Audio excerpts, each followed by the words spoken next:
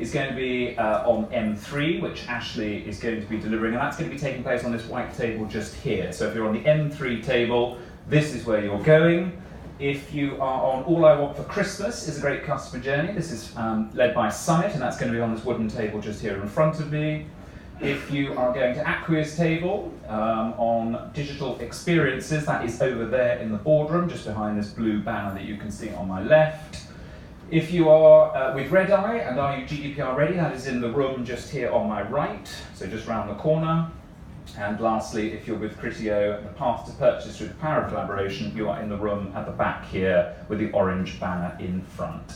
As I say, if you're not sure where to go or you need help, please do ask one of us. And this is a floor plan. Great. So, I'm now going to hand over to our digital doctor-in-chief, Ashley Friedline, who is, of course, president and founder of Econsultancy. Please do welcome Ashley up onto the stage.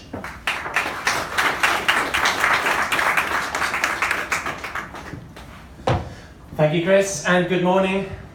If you get bored of standing, you can always sit down, festival style, but I will stand with you throughout. So I'm going to talk through M3. Hopefully not all of you have already seen this. I first talked about it at the Festival of Marketing. It stands for Modern Marketing Model. And the reason for this, and the contentious or provocative statement to open with here, is that I think we need to redefine marketing, and I'm going to explain why and also how. And when I say define marketing, I don't mean the one-line dictionary definition of what marketing is.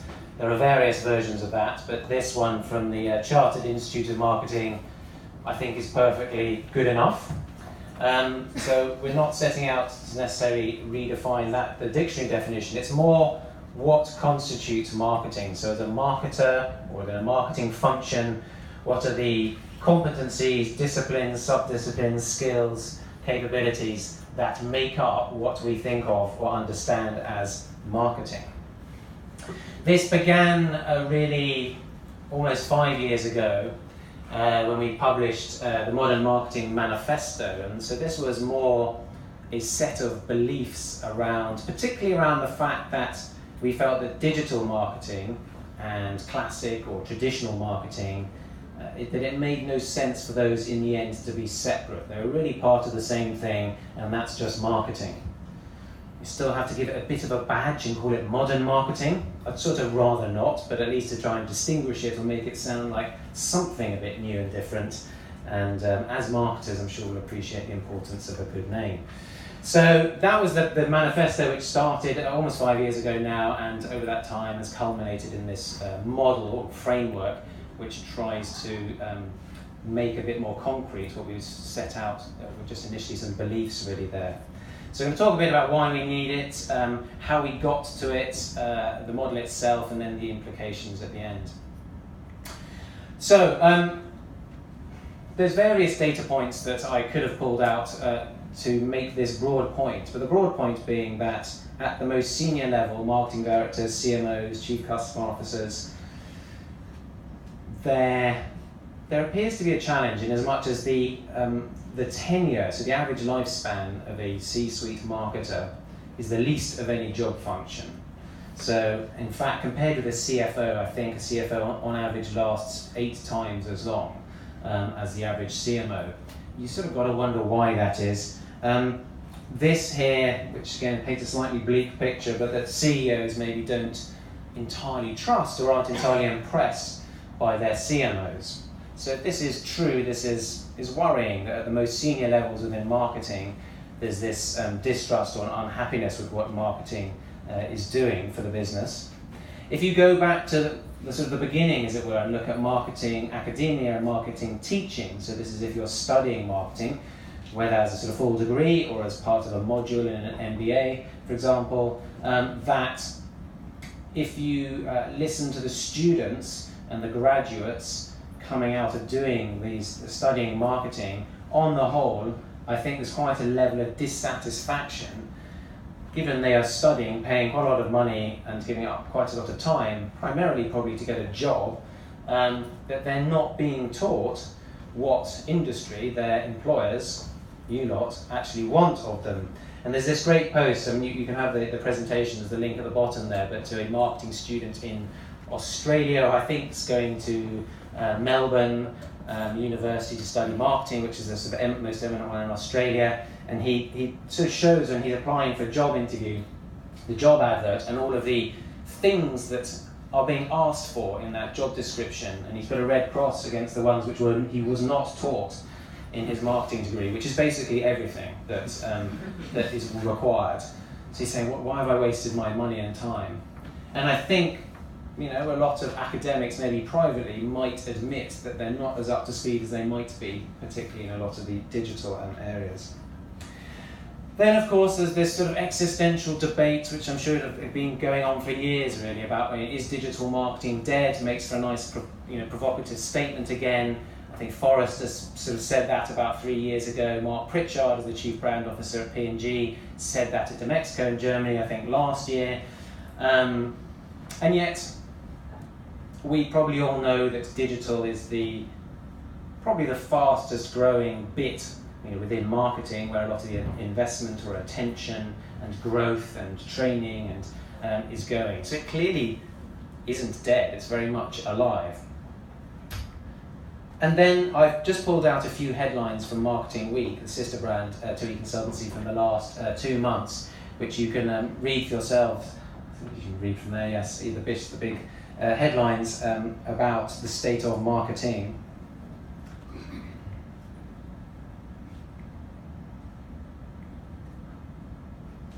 So it paints, in this event is say digital therapy and getting through angst. It does paint a picture that marketing seems to be somewhat troubled, right from the very foundational level of learning about it, right through to the C-suite and everything in between. So you think, well, why is this? What's the problem here? And my feeling is that marketing is in a state of existential crisis, essentially, where the problem is we don't really know what marketing now is in a post-digital age. And therefore, if you're trying to explain what the marketing function does to your peers and things, you're not quite sure because there's all sorts of grey areas. Or when you're trying to do an org structure or define roles and responsibilities, you're not quite sure what marketing is actually responsible for, even if you integrate digital and classic. And marketing academics aren't quite sure what they're meant to be teaching because marketing has changed, or has it?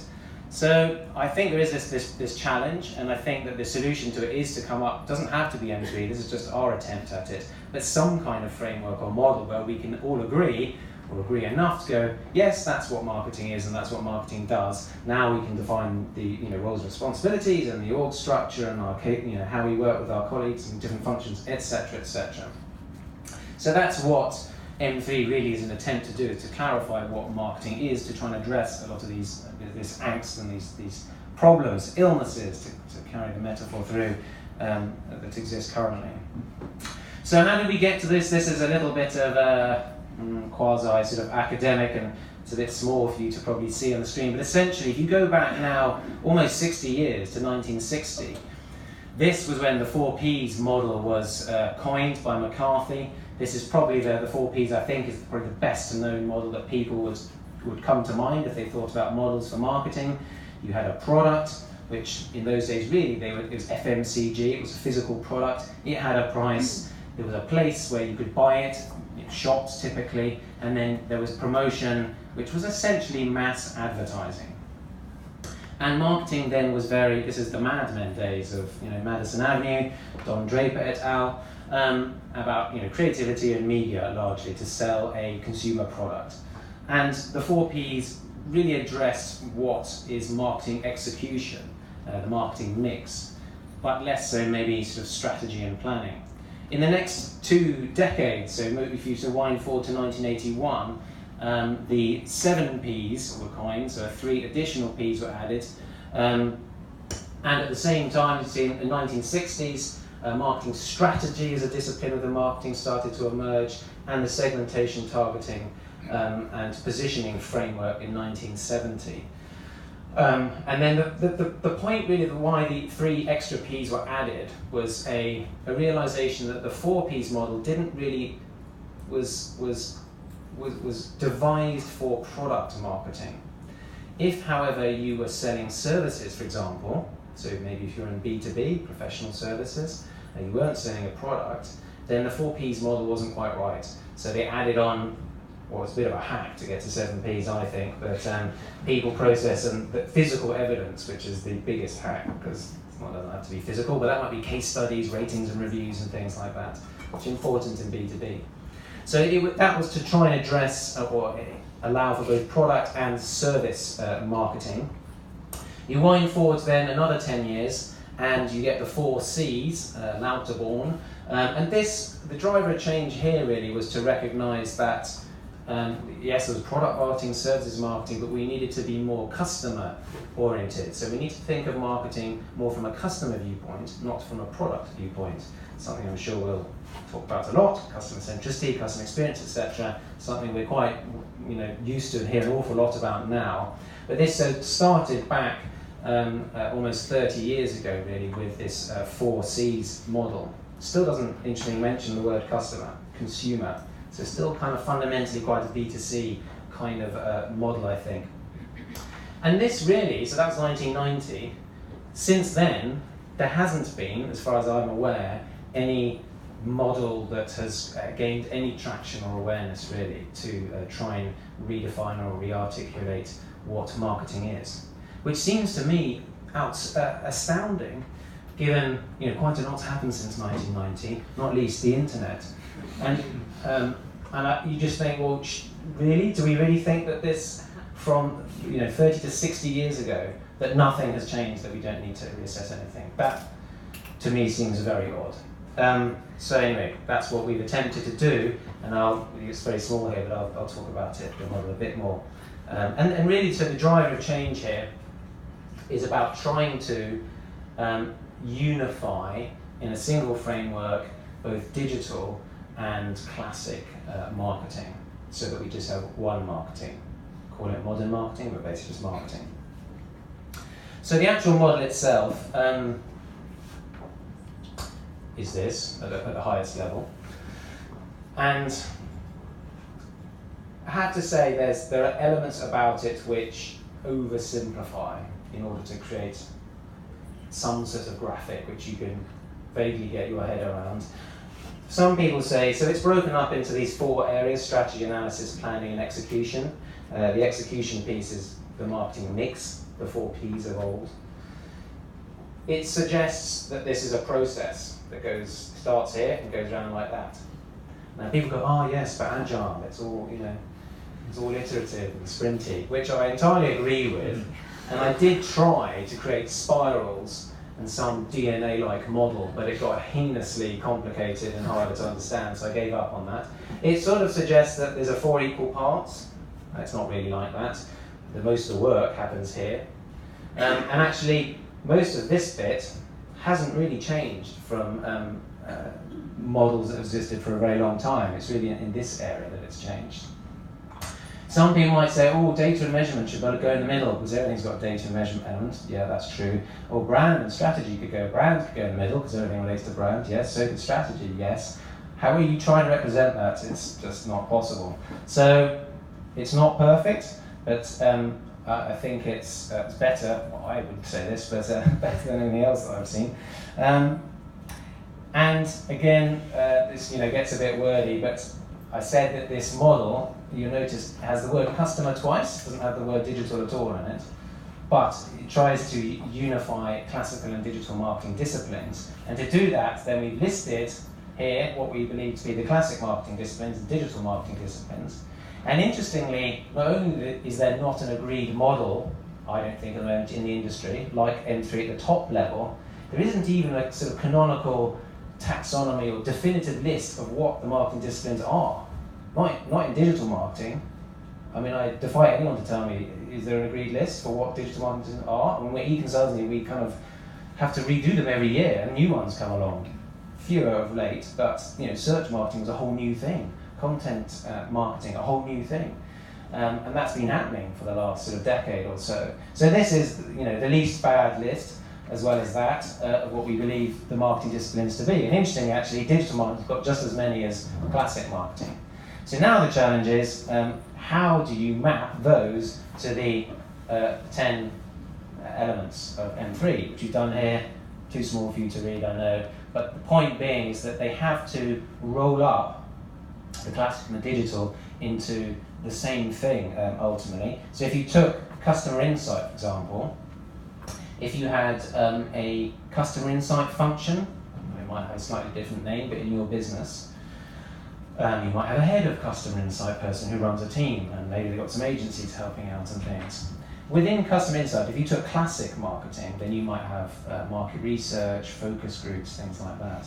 If you did that, look at digital customer insight, you might say, well, we've got keyword research and we've got social media analysis and things.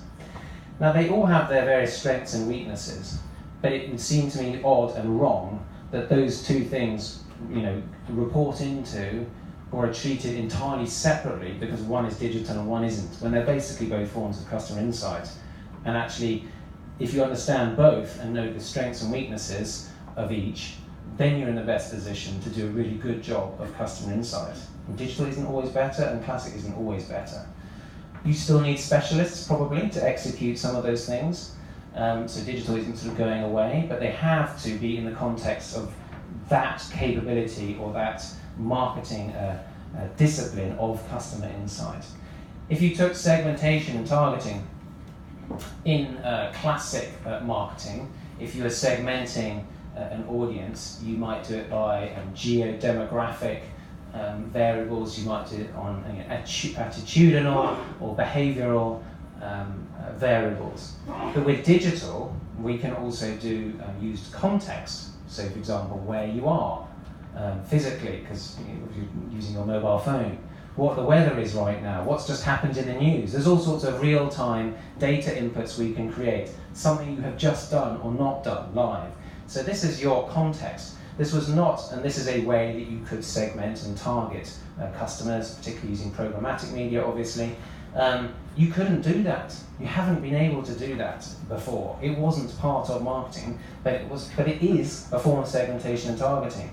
So if you're going through the exercise, the planning part, and you're building your segments and stuff, again, I think it'd be very odd and very wrong to consider those two things separately.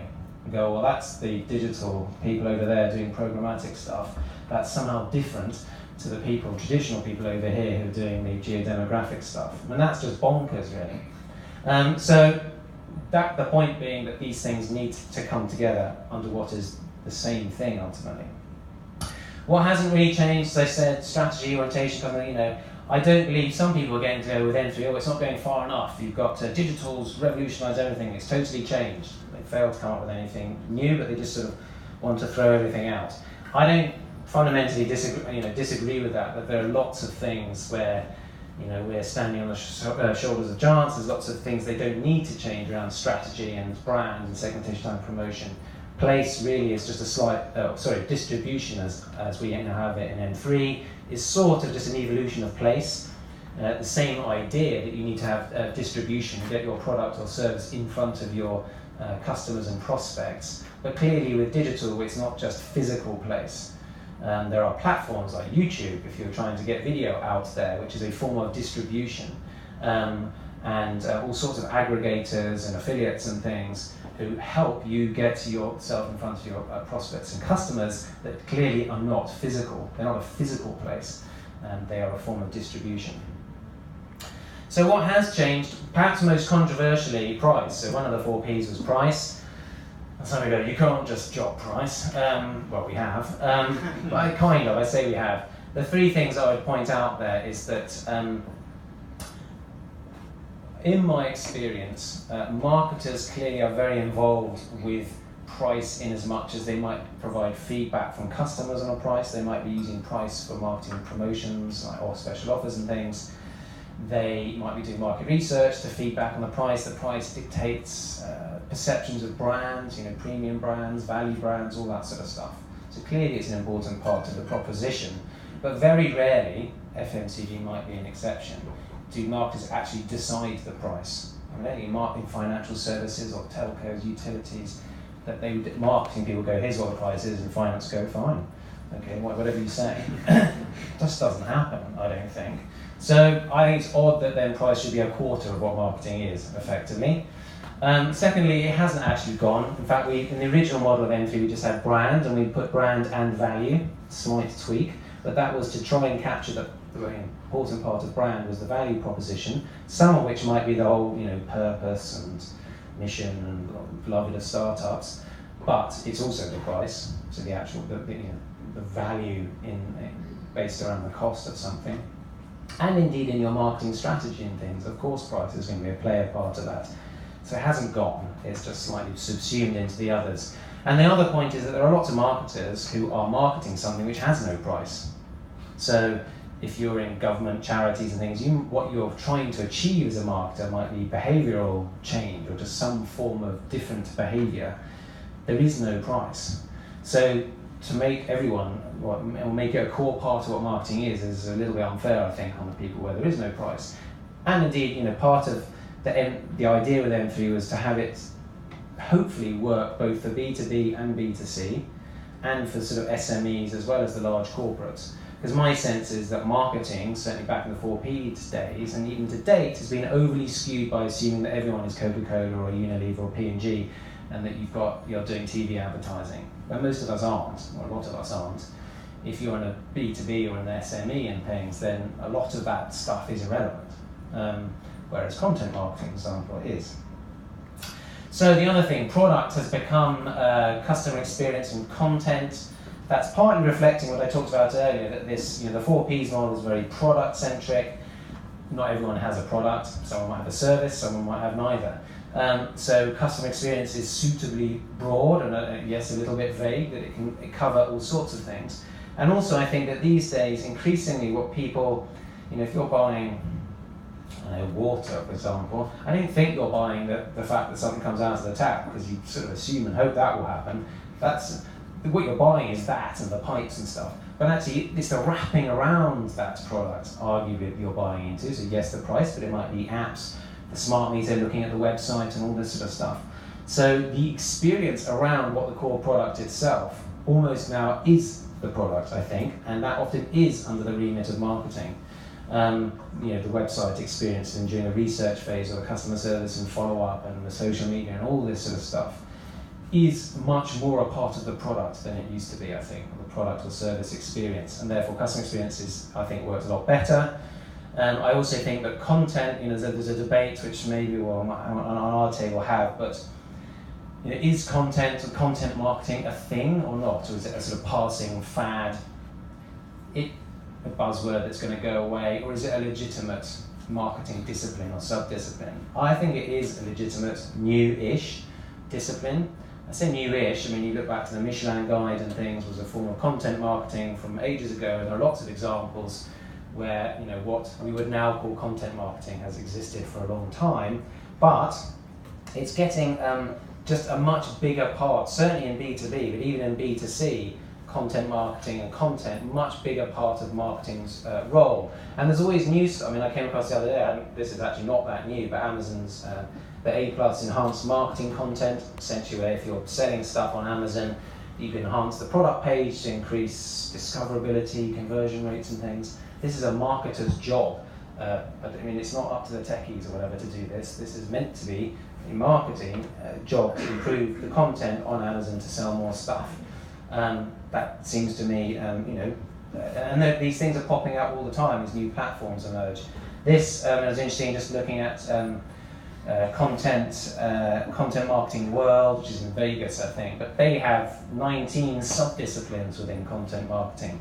Now again, they're probably going to change, and they're not necessarily the definitive list, but the point being is, even within content to content marketing, there's an awful lot that can be done, an awful lot of specialisms, an awful lot of new job roles and functions or supporting agencies that need to cover this stuff. And therefore, I think it is fair and right that content should appear at the top level within the marketing model. And then finally, the only new thing actually is data and measurement. And again, data is not new to marketing. It's always existed, but the degree, and particularly because of digital, of course, the degree, the number of, the amount of work that needs to be done, the amount of roles, specialisms we now require, particularly marketing automation and things, big in B2B, coming to B2C more, personalization, GDPR, a lot of the stuff we're talking about. Data is just a huge topic, and I don't think that's going to go away. And so the competencies, the level of breadth and depth of skill that we need in marketing, and in fact across the business, is only going to increase. I also think that marketing data is a marketing asset in itself. So that, historically marketing people had, did brochures for trade shows, or they made TV adverts, whatever.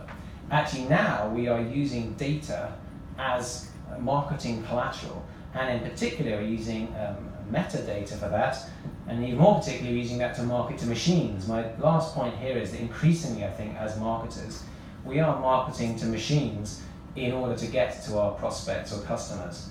Most obviously in search marketing. So when we're doing search marketing, we are really marketing to the Google crawler, really, in order to then, for it to then represent us to the Google's searches, for example. And that's done using code and data and all sorts of things. But Google is our customer in a way then, as an intermediary to our actual customers. And on metadata, here, this is metadata to enhance search results from Google, things like ratings and reviews, rich snippets. This is metadata to do search marketing, part of search marketing here. Not just search engines, but in app stores, for example. Here is highlighted from the Apple App Store. Engage with your app through thoughtfully crafted metadata. This is just a public web page, and often when I talk to marketers about metadata, they glaze over and go techie, not interested. Well, I'm afraid even this is just, this is pretty bog standard stuff as far as Apple's concerned. So you've got to get your head around metadata. If you want to be found and get your app downloaded and all this sort of stuff, part of your distribution promotion job is metadata. And if you look now, newer things, voice interface, a hot growing area. This is the Amazon's Alexa platform. They have the Echo device, obviously. But here again, define skill metadata to help your app or users discover, understand, and use your skill. So if you're creating a skill for the Alexa platform, you need to get good at metadata, and that's a marketer's job. But you're marketing to a machine.